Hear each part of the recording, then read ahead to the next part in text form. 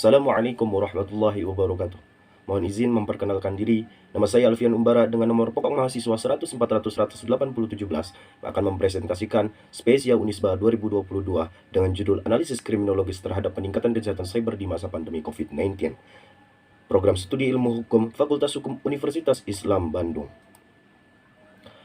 Latar belakang masalah yang pertama, kejahatan yang terus berkembang seiring dengan keadaan masyarakat. Pun di sisi lain, adanya pandemi COVID-19 yang dimana memberikan ruang gerak secara terbatas dan segala tindakan kita yang tadinya dilakukan secara offline berubah menjadi kegiatan-kegiatan yang dilakukan secara online. Ketika terjadinya peningkatan aktivitas di dunia online, maka akan ada potensi-potensi kejahatan di sana.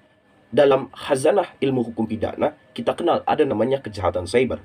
Kemajuan teknologi dan informasi dalam pengembangan aplikasi di media sosial yang menjadi ancaman baru hari ini untuk masyarakat Indonesia. Pandemi COVID-19, kejahatan cyber menjadi meningkat seiring dengan aktivitas online yang dilakukan oleh masyarakat. Kemudian ada ancaman cyber yang merupakan serangan terhadap jaringan atau sistem komputer dan berdampak kepada setiap individu ataupun setiap organisasi, bahkan lebih besarnya adalah kepada suatu negara untuk terkena daripada ancaman cyber itu sendiri. Lalu mengungkap pelaku kejahatan cyber, modus kejahatan cyber yang semakin beragam, maka perlu upaya-upaya optimal untuk meminimalisir kejahatan cyber terjadi di Indonesia.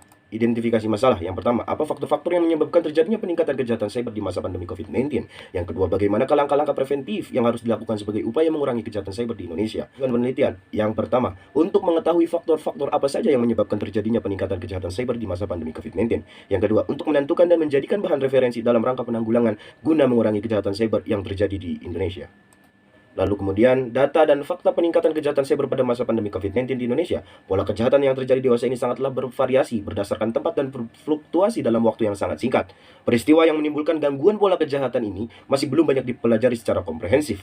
COVID-19 merupakan sumber utama yang merubah segala tatanan global, di mana skalanya tidak pernah terjadi sebelumnya.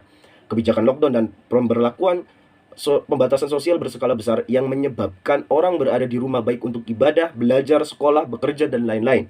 Oleh karenanya, lebih banyak waktu yang digunakan untuk media online setiap hari dan semakin mengandalkan internet untuk mengakses layanan kehidupan yang biasanya mereka dapatkan secara offline.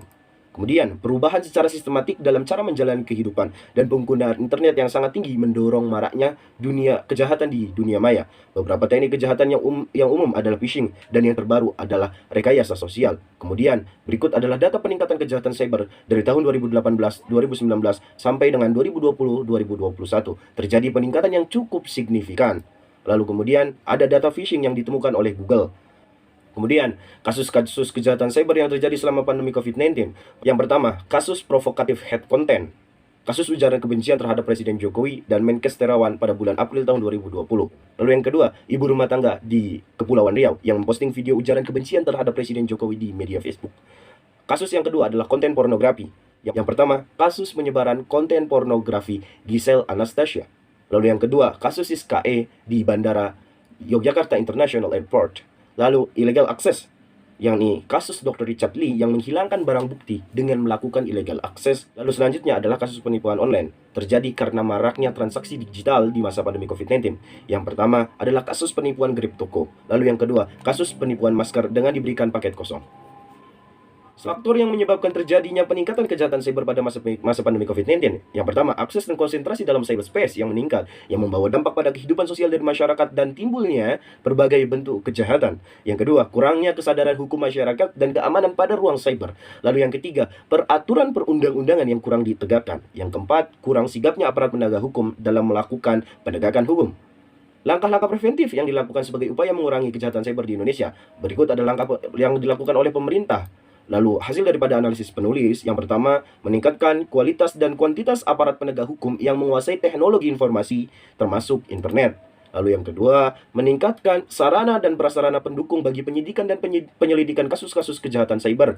Yang ketiga, menyusun undang-undang khusus yang mengatur tentang kejahatan cyber. Dan yang terakhir, penguatan sistem keamanan dan pemutakhiran alat pendeteksi kejahatan cyber. Konklusi, yang pertama, kejahatan cyber merupakan kejahatan yang tergolong baru karena muncul seiring berkembangnya ilmu teknologi informasi dan komunikasi. Kejahatan ini dapat ditujukan kepada fasilitas umum, kelompok, organisasi atau lembaga maupun target individual. Meningkatnya aktivitas pengguna internet di masa pandemi COVID-19, potensi perilaku kejahatan kejahatan di dunia maya juga mengalami peningkatan yang sangat signifikan. Dalam aspek kriminologi, teori social control dalam kejahatan cyber muncul karena lemahnya kontrol sosial. Lalu teori differential association, kejahatan dapat muncul dari adanya proses yang dipelajari. Pencegahan dan penanggulangan terhadap kejahatan cyber membutuhkan pendekatan penal dan non-penal yang integral dan terpadu.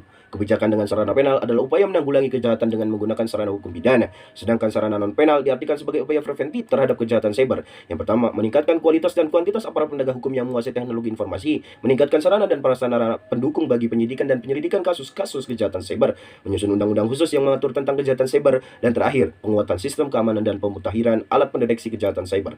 Lalu untuk saran, penanggulangan kejahatan cyber di masa pandemi COVID-19 harus dilakukan dengan mengetahui terlebih dahulu faktor penyebab pelaku melakukan tindak kejahatannya menggunakan perspektif kriminologis. Kemudian langkah-langkah pencegahan dan penanggulangan harus dilakukan oleh individu, organisasi, dan negara secara utuh, di mana peningkatan kesadaran harus terus dilakukan secara bersamaan. Kemudian pendidikan terkait dengan teknologi yang berkembang setidaknya harus diikuti oleh tiap individu. Yang ketiga, para penegak hukum perlu mengadakan perjanjian dan atau kerjasama dengan para penegak hukum di negara lain. Yang keempat, pemerintah sebagai otoritas tertinggi dalam suatu negara meningkatkan komitmen strategis atau prioritas nasional yang diperlukan, seperti misalnya membentuk Cyber Task Force dari lingkup pusat sampai daerah. Terima kasih. Sekian presentasi yang bisa saya sampaikan.